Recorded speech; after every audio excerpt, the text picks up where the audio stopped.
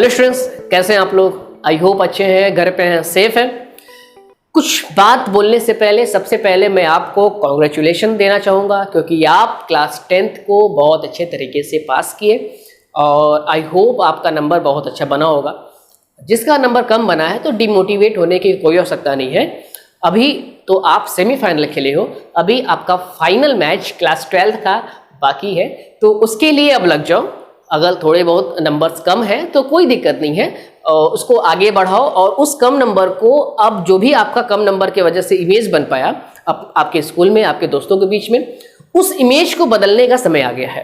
तो उस इमेज को बदलना है। अब हमको 2 साल का समय मिला है। क्लास 12th में एक बार फिर से मैच खेला जाएगा और इस बार अपने इस इमेज को बदल के बहुत ही अच्छे तरीके से अपना एक नया इमेज बनाएंगे। तो चलो स्टार्ट करते हैं आज का लेक्चर, जो वेक्टर पे है, लेक्चर नंबर 4। और अगर अभी तक आपने लेक्चर नंबर 1, 2, 3 को कर दिया मिस, तो कोई दिक्कत नहीं है, आप आराम से जाके उसको डिस्क्रिप्शन बॉक्स में लिंक को ओपन करके देख सकते हैं। ठीक है, तो yes, I am your Rishabh Upadhyay from your favourite channel physics Gyan से। चलो अब कॉपी में वो आपका पहला हेडिंग लिख देते हैं आज का। आज हम लोग डिस्कस करने वाले हैं वेक्टर अलजेब्रा के बारे में। कॉपी में हेडिंग डाल लो, वेक्टर अलजेब्रा। सबसे पहले ये सुनो पहले कि जनरली आप अभी तक नंबर्स के साथ में कुछ ऑपरेशंस करते थे। वो कौन से ऑपरेशंस थे? एडिशंस के थे, सब्ट्रैक्शंस के थे, मल्टीप्लिकेशंस के थे और डिवाइडेशंस के थे। तो इन सभी ऑपरेशंस को अब हम लोग वेक्टर्स के साथ भी देखेंगे, लेकिन ध्यान देना, कुछ अलग तरीके से देखेंगे। करने का सेंस ये कि जो नॉर्मल आप वे एडिशन का देखते थे, सब्ट्रैक्शन का देखते थे, मल्टीप्लिकेशन का देखते थे, वो नॉर्मल वे यहाँ पे नहीं लागू होगा। यहाँ पे हम लोग कुछ स्पेशल लॉ लाएंगे, जिस लॉ के जरिए किसी भी 2 वेक्टर्स को ऐड करेंगे, किसी भी 2 वेक्टर्स को सब्ट्रैक्ट करेंगे और किसी भी 2 वेक्टर्स को मल्टीप्लाई करेंगे। लेकिन किसी भी 2 वेक्टर्स का डिवाइडेशन हम लोग नहीं करते हैं। ऐसा क्यों नहीं करते हैं, आपको आगे के लेक्चर में इसका आंसर मिल जाएगा। तो वेक्टर्स के अलजेब्रा में हम लोग क्या करेंगे? सबसे पहला वेक्टर्स का एडिशन, वेक्टर्स एडिशन, और short form we can say that additions of vector, and second subtractions of vector, subtraction of vector, and third multiplication of vector, और short form we can say product of vector. Then ये आपका vector algebra का point होगा, main point होगा, और इस points में हम लोग आज स्टार्ट करने वाले हैं वेक्टर एडिशंस को। तो चलो कॉपी में एक सब हेडिंग डाल लेते हैं वेक्टर एडिशंस के बारे में, और वहां से आज की जर्नी को स्टार्ट करते हैं। वेक्टर एडिशन, स्टूडेंट ध्यान देना, जब वेक्टर एडिशंस की बात आई, किसी 2 वेक्टर को ऐड करने की बात आए, ठीक है, तो हम लोग क्या करते हैं, पहले एक फ्लो चार्ट से मैं आपको बता देता हूं। सुनो, वेक्टर के ऐड करने की जब बात आती है तो वेक्टर हमारे पास जनरली 2 तरीके से मौजूद हो सकते हैं। या तो हम किसी 2 वेक्टर को ऐड करें, 2 वेक्टर एडिशन, 2 वेक्टर एडिशन, या तो हम मोर देन 2 वेक्टर एडिशन करें, more than 2 vectors addition.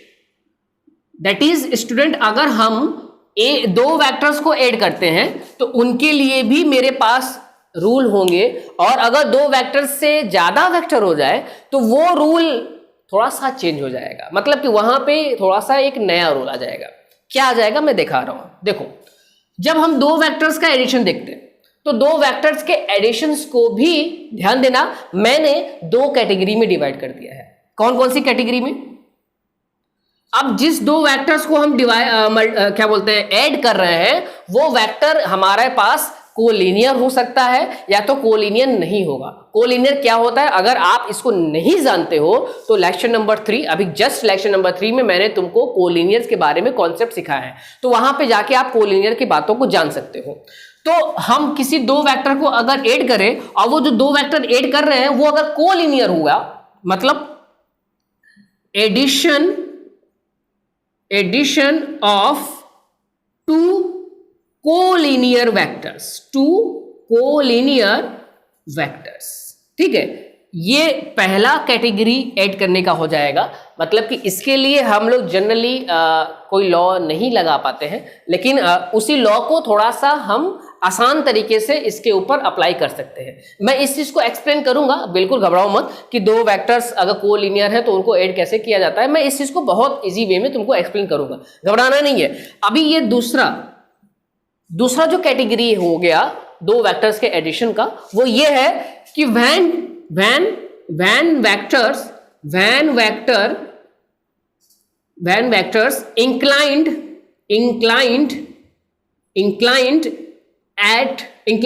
any angle to each other then be added। जब कोई दो वेक्टर एक दूसरे से कोई पार्टिकुलर एंगल बना ले, एक दूसरे के ऊपर इंक्लाइंड हो जाए, तो उसको भी कैसे ऐड करेंगे हम लोग यहां पे देख लेंगे। कोलिनियर वेक्टर्स जैसे कि आपका ये देखो, ये आपके कोलिनियर वेक्टर हैं, ए वेक्टर एंड बी वेक्टर। तो इन दोनों वेक्टर्स को कैसे ऐड करोगे, इसकी एक कैटेगरी मैंने अलग बना दी है। और दो वेक्टर एक दूसरे से इंक्लाइंड एंगल बना दे, मतलब कोई पार्टिकुलर एंगल बना दे, जस्ट केस ऑफ दिस, यहां पे ए वेक्टर है और ये बी वेक्टर है। तो इसको कैसे आप करोगे, इसका भी हम लोग अलग से पढ़ेंगे।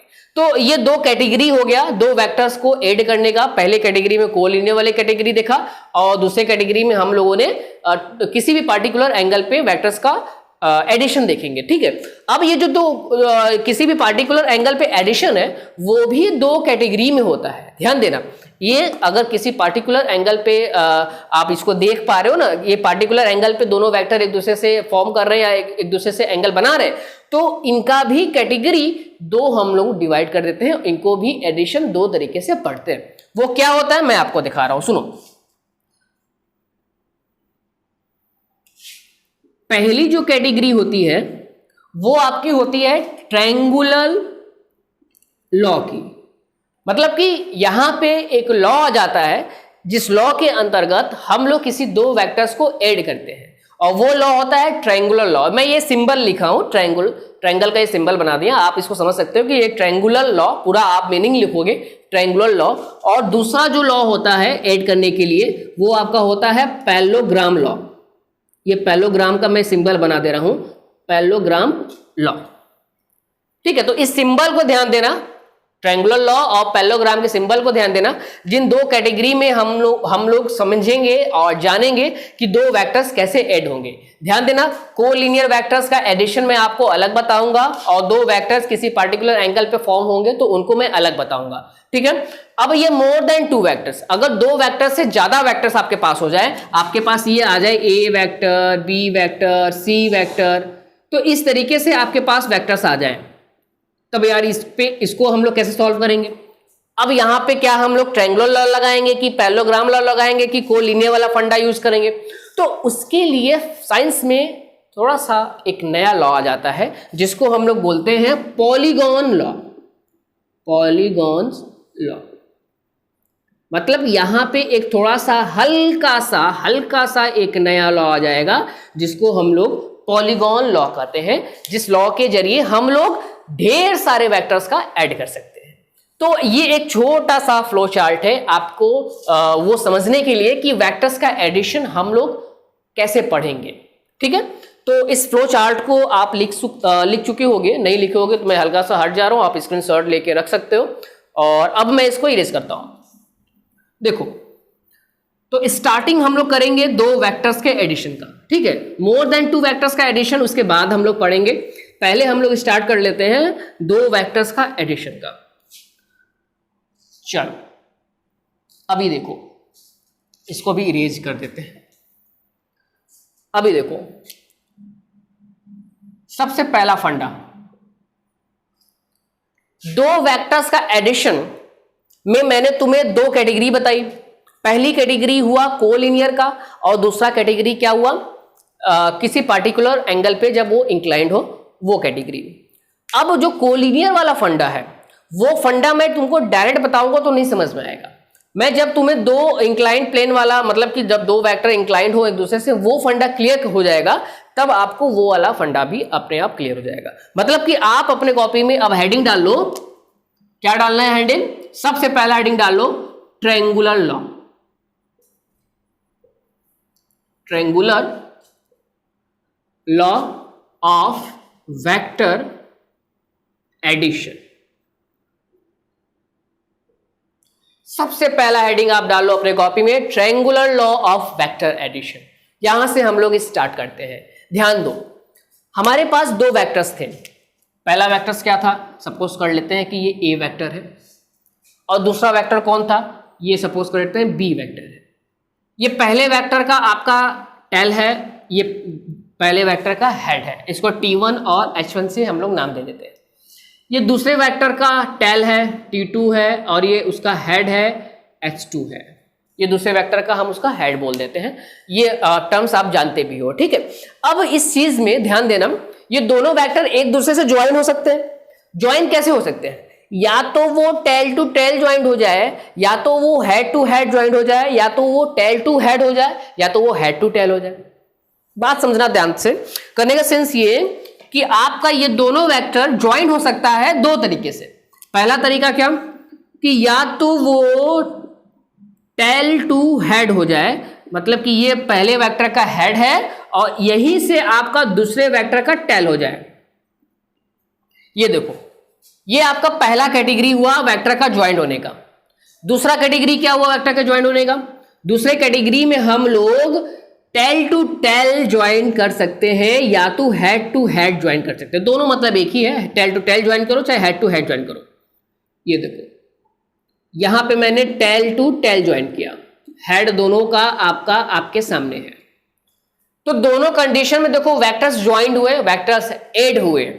दोनों कंडीशंस में हम लोग एडिशंस पढ़ेंगे, लेकिन जिस कंडीशन में आपका हेड टू टेल ज्वाइंट हो गया, उस कंडीशन में हम एक लॉ के जरिए वेक्टर्स का एडिशन पढ़ेंगे, जिस लॉ को हम लोग नाम देंगे triangular law of vector addition. That is when the vector joint with head to tail combination. ध्यान देना, यहां पे हेड टू टेल कॉम्बिनेशन के साथ अगर कोई वेक्टर ज्वाइंट होता है तो उस वेक्टर्स के एडिशंस के लिए हम लोग लॉ यूज करते हैं triangular law of vector addition. Point note करना, सबसे बड़ी बात ये होती है कि ट्रायंगुलर लॉ और पैरेललोग्राम लॉ बच्चे पढ़ तो लेते हैं, उस लॉ में ये होता है, उस लॉ में वो होता है, लेकिन ये नहीं समझ पाते हैं कि ट्रायंगुलर लॉ को कहां लगाएंगे और वेक्टर लॉ को कहां लगाएंगे। तो ये इंपॉर्टेंट पॉइंट है। सबसे पहले मैं तुमको यही क्लियर कर रहा हूं कि ट्रायंगुलर लॉ और वेक्टर लॉ, पैरेललोग्राम लॉ को तुम लगाओगे कहां। तो जब वेक्टर्स आपका हेड टू टेल ज्वाइंट हो, ध्यान देना, जैसे कि यहां पे हेड टू टेल ज्वाइंट हुआ है, दैट इज पहला वाला वेक्टर जहां से खत्म हुआ, दूसरा वाला वेक्टर वहीं से शुरू हुआ, ऐसा भी समझ सकते हो। तो ऐसे कंडीशंस के लिए आप यूटिलाइज करोगे ट्रायंगुलर लॉ। लेकिन जब आप टेल टू टेल ज्वाइन कर दिए या तो हेड टू हेड ज्वाइन कर दिए, दोनों बात एक ही है। देख लो दोनों बात कैसे एड है, एक है इस तरीके से। देखो मैंने दो वेक्टर्स को ज्वाइन किया हेड टू हेड, ये देखो हेड टू हेड हुआ। अब इसको हल्का सा आगे बढ़ा दो, इस वेक्टर को, और इस वेक्टर को भी हल्का सा आगे बढ़ा दो, तो ये क्या हो गया? टेल टू टेल ही हो गया। मतलब कि ये दोनों कॉम्बिनेशन एक जैसा ही है, ठीक है। हालांकि इसमें भी तुम आगे बढ़ा दोगे तो ये कंडीशन भी ऐसा बन जाएगा, लेकिन उस चीज को हम लोग थोड़ा सा जब मैच्योर हो जाएंगे तब समझेंगे, अभी नहीं, ठीक है। तो चलो, इस बात को मैंने तुम्हें पहले क्लियर किया कि दो वेक्टर्स का एडिशन हमको किस तरीके से करना है और कौन सा लॉ लगाना है। पहला कंडीशन आप समझ गए कि जब आपका vector head to tail joint हो जाए, जैसे कि ये, तो इस कंडीशन में हम लोग कौन सा लॉ यूटिलाइज करते हैं? हम लोग यूटिलाइज करते हैं आपका ट्रायंगुलर लॉ। अब ट्रायंगुलर लॉ कहता क्या है, अब ये सुनते हैं कि ट्रायंगुलर लॉ आपका क्या बोलता है, ठीक है। सुनो, गर्मी तो बहुत ज्यादा है, बारिश हो रही है, पता नहीं आपकी तरफ हो रही कि नहीं, मौसम तो खराब है। सुनो, इस कंडीशन में सबसे पहली बात हमको तुम ये बताओ, बता तो नहीं सकते, कमेंट में लिख देना कि एंगल क्या होगा।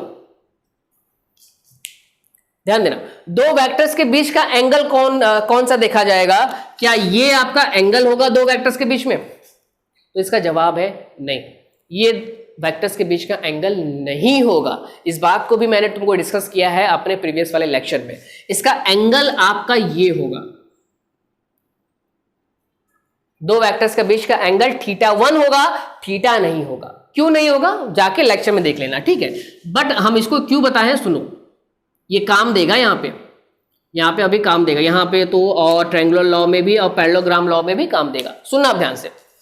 अब ट्रायंगुलर लॉ क्या कहता है? ट्रायंगुलर लॉ ये कहता है स्टूडेंट कि जब आप हेड टू टेल ज्वाइन कर दिए किसी दो वेक्टर्स को, तो आप टेल को, पहले वाले वेक्टर का टेल को उठा के दूसरे वाले वेक्टर के हेड से टच करा देते हो, दैट इज ये।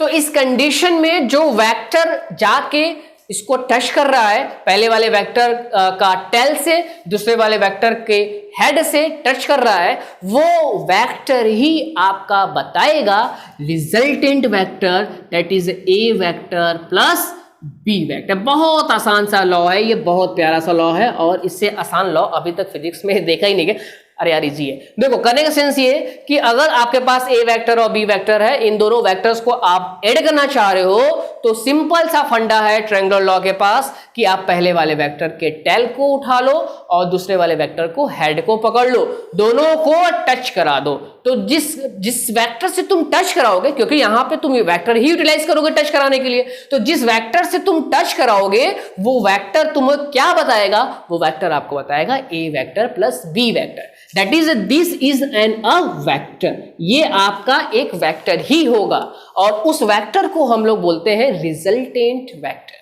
बात समझना, इस वेक्टर का नाम हम लोग क्या नाम देते हैं? इस वेक्टर का नाम हम लोग देते हैं रिजल्टेंट वेक्टर।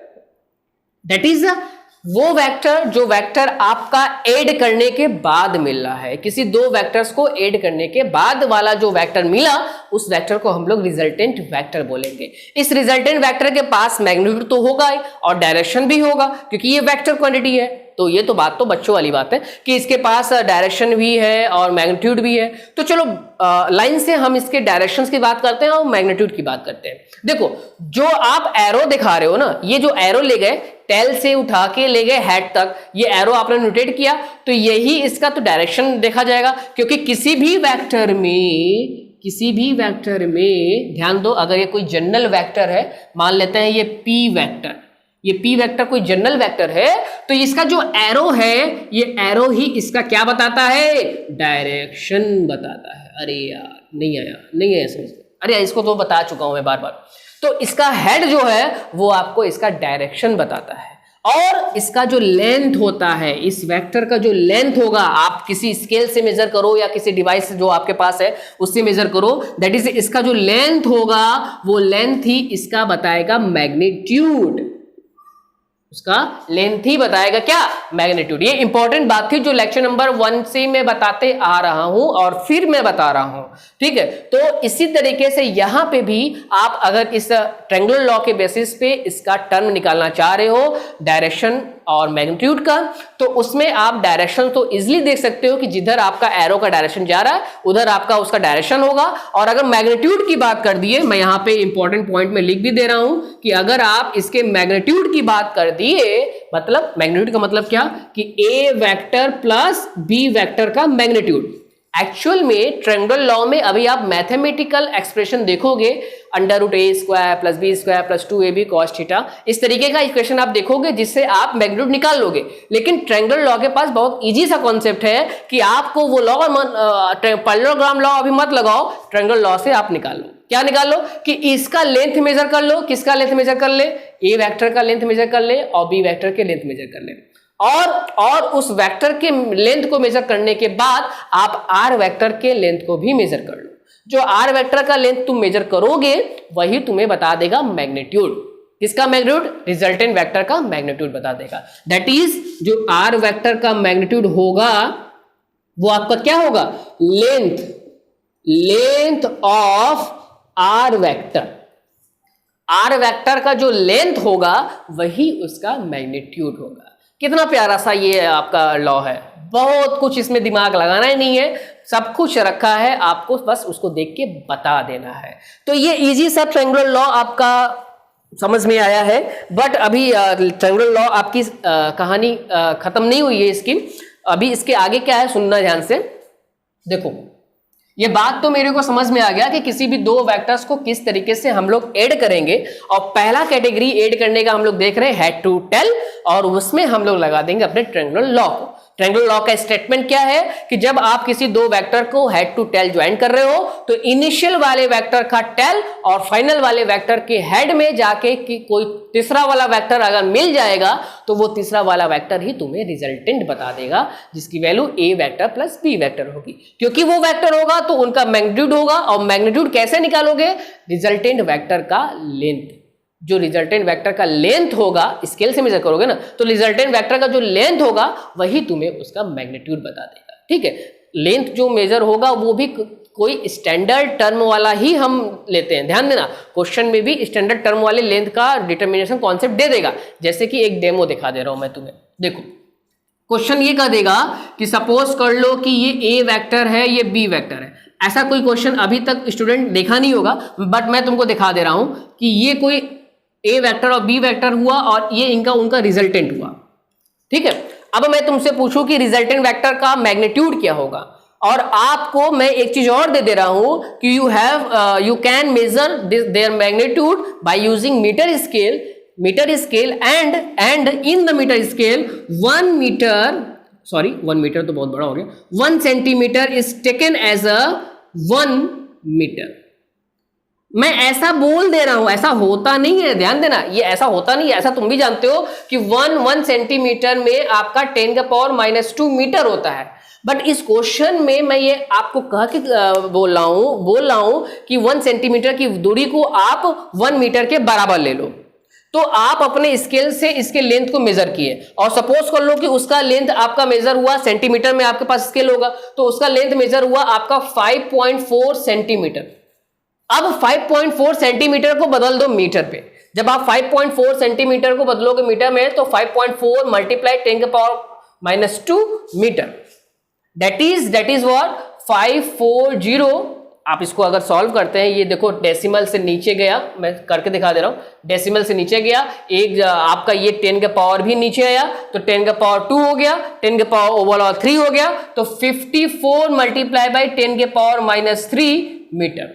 आप ऐसा इसको सॉल्व कर सकते हो। ठीक है, ये बात हमको बताने की आवश्यकता नहीं है, बट मैं तुमको बता दे रहा हूं कि ये इसका मैग्नीट्यूड आ गया। किसका मैग्नीट्यूड आ गया?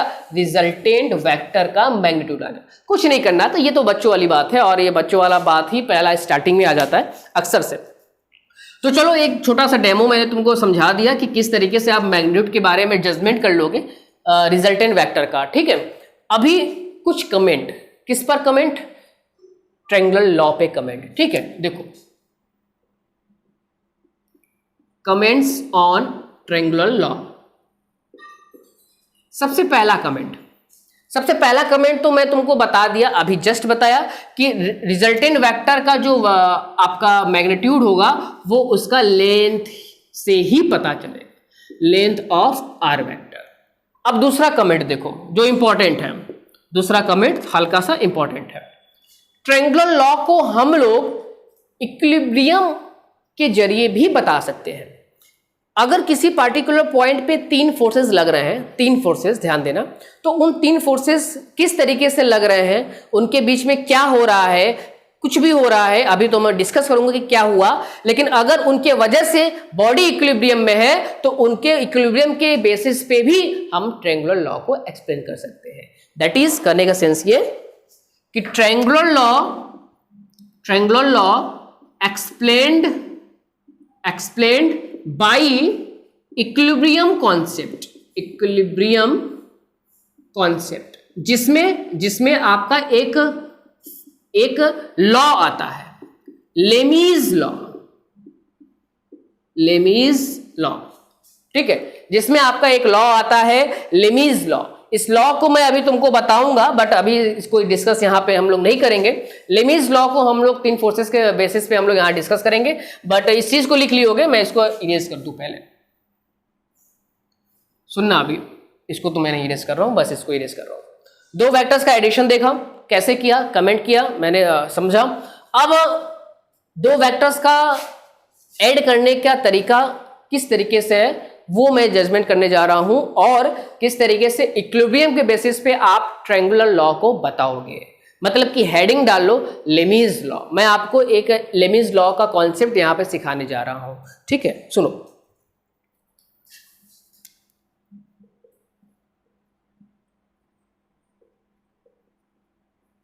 Lami's law. देखो, अगर ये कोई पार्टिकुलर पॉइंट है और इस पॉइंट पे ये तीन फोर्स लग रहे हैं, ये आपका आर वेक्टर है, ये आपका पी वेक्टर है, ये आपका क्यू वेक्टर है। इस तरीके से फोर्स लग रहा है। डायरेक्शन अपोजिट भी हो सकता है, मतलब सभी से तीनों से डायरेक्शन अपोजिट ऐसे भी हो सकता है, तीनों का डायरेक्शन अपोजिट हो सकता है, ठीक है। ऐसा आपका लगा और इनके बीच में एंगल हुआ अल्फा, इनके बीच में एंगल हुआ बीटा, इनके बीच में एंगल हुआ गामा। इस तरीके से इन तीनों वेक्टर्स के बीच में लॉ लगा, एंगल लगा।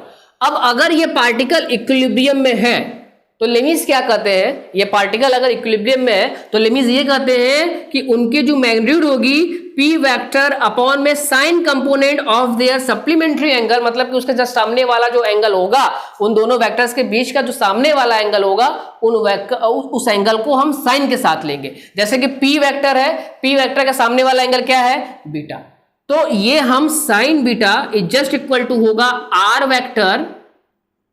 वेक्टर अपॉन में साइन, आर वेक्टर के सामने वाला कौन है, गामा है, gamma is just equal to आपका ये क्यू वेक्टर अपॉन में sine alpha, Q vector upon में साइन अल्फा। तो ये आपका स्टेटमेंट होता है लेमीज लॉ का। हालांकि इस लॉ का यूटिलाइजेशन यहाँ पे नहीं है। इस लॉ का यूटिलाइजेशन हम लोग किसी भी पार्टिकुलर पॉइंट को इक्विलिब्रियम कंडीशन में चेक करने के लिए यूटिलाइज करते हैं। तो ये चीज यहाँ पे तो आपको बहुत ज्यादा इसका यूटिलाइजेशन नहीं देखने को मिलेगा, आगे चल के मिलेगा, ठीक है। तो इस बात को अभी तुम जानते रहो मेमोरी के लिए। बात आगे बढ़ाते हैं। अभी एक चीज और जानो, देखो मैं क्या बताने वाला हूं। जैसे कि ये आपका दो वेक्टर है, ये आपका ए वेक्टर है, ये आपका बी वेक्टर है, और इनके बीच का ये रिजल्टेंट वेक्टर आया आर वेक्टर। तो जो ये इस कंडीशन में आर वेक्टर आएगा वो आपका आएगा ए वेक्टर प्लस बी वेक्टर, ठीक है, ये आपका आएगा। अब थोड़ा सा केस चेंज कर देते हैं। ये मान लो केस नंबर फर्स्ट था, ये मान लो केस नंबर सेकंड है।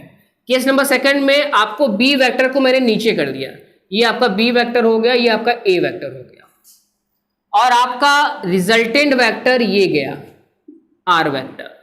तो इस कंडीशन में जो आर वेक्टर होगा वो आपका आएगा क्या, बी वेक्टर प्लस ए वेक्टर। ध्यान देना बातों को, मैं क्या कहना चाह रहा हूं, आप बात को ध्यान देना। मैं क्या कहना चाह रहा हूं कि अगर ए वेक्टर बी वेक्टर के साथ एंगल बनाया, देखो यहां पे दोनों कंडीशन में हो क्या रहा है कि यहां पे बी वेक्टर ए वेक्टर से एंगल बना रहा है और यहां पे ए वेक्टर बी वेक्टर से एंगल बना रहा है, क्योंकि अगर इसको आगे बढ़ाए तो ये आपका थीटा एंगल बना, तो ये बी वाला वेक्टर बनाया ए वाले वेक्टर से यहां पे, लेकिन यहां पे जब आप आगे बढ़ाए और थीटा एंगल बनाए तो यहां पे ए वाला वेक्टर बना रहा है बी वाले वेक्टर से एंगल पे। दोनों कंडीशन में रिजल्टेंट की वैल्यू आएगी, और रिजल्टेंट की वैल्यू इस कंडीशन में ए वेक्टर प्लस बी वेक्टर आएगी और इस वाले कंडीशन में बी वेक्टर प्लस ए वेक्टर। अब आपके माइंड में ये क्वेश्चन आ गया कि क्या सर ये दोनों वेक्टर जो रिजल्टेंट दिया उसका वैल्यू अलग अलग होगा? बिल्कुल नहीं, इनकी वैल्यू सेम रहेगी। यही कॉन्सेप्ट है। कॉन्सेप्ट क्या है? कॉन्सेप्ट ये है कि जो वैल्यू आएगी आपकी ए वेक्टर प्लस बी वेक्टर की वो बराबर मिलेगी बी वेक्टर प्लस ए वेक्टर। ये कॉन्सेप्ट है। इस कॉन्सेप्ट को समझना, मतलब कि अगर आप ये R1 बोल रहे हो या R2 बोल रहे हो तो R1 और R2 की वैल्यू आपकी बराबर होगी, ठीक है। इस बात को अच्छे तरीके से आप अपने माइंड में बैठा लो। It sense we can say that R vector is just equal to A vector plus B vector is just equal to B vector plus A vector. दोनों बात को एक साथ हम लोगों ने लिख लिया। इसको हम लोग कम्यूटेटिव लॉ भी बोलते हैं। That is a vector addition, एक तरीके से आपका कम्यूटेटिव लॉ को फॉलो करता है। Okay, then this is the vector law, that is the triangular laws of vector addition. और triangular law of vector addition पे ही आज केवल बात करेंगे। आज का टॉपिक केवल ट्रायंगुलर लॉ का ही रहेगा। अगले क्लास में हम लोग चलेंगे आपके पैरेललोग्राम लॉ पे, ठीक है। तो थैंक यू एवरीवन, आज के लिए केवल इतना ही। फिर मिलेंगे, घर पे रहिए, सेफ रहिए, पढ़ते रहिए। Thank you.